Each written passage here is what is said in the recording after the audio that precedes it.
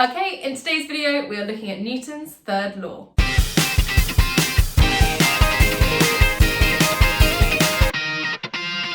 So, remember when we did Newton's first and second law? Well, he's got a third. Well, some people are just overachievers, aren't they?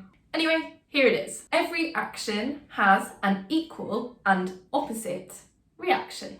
Now, you can memorise that, but you still need to have an appreciation of how this law actually works. So let's have a look at an example. Here is a person leaning against a wall. The force of the wall onto the person is equal and opposite to the force of the person onto the wall.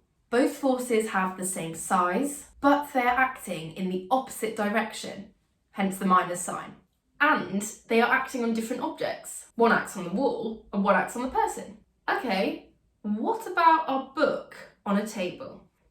The book has a reaction force acting upwards and a weight acting downwards. Those two forces are equal in size, since the book is stationary, and opposite in direction. So they're a Newton's third law pair, right?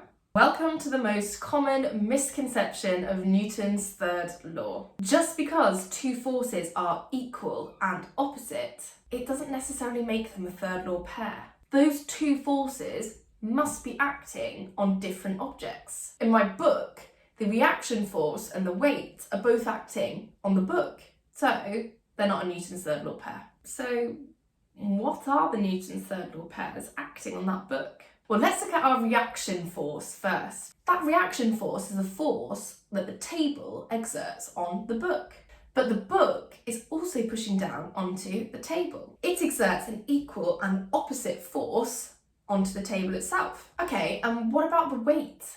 Well, what is that force of weight being provided by? It is the force of the earth pulling down onto that book. So, by Newton's third law, the book must pull back onto the earth with a force of an equal magnitude and an opposite direction. But I don't ever see my earth accelerating up towards my book. That's because the earth is so massive. That force that the book exerts on the earth is negligible for the earth. So that is an introduction to Newton's third law. You need to be able to relate Newton's third law to momentum. Click on the next videos to learn about momentum and what on earth Newton's third law has to do with anything. Okay, if you liked the video, please do like and subscribe. Make sure to download the notes for that Newton's third law definition and examples. Thanks for watching.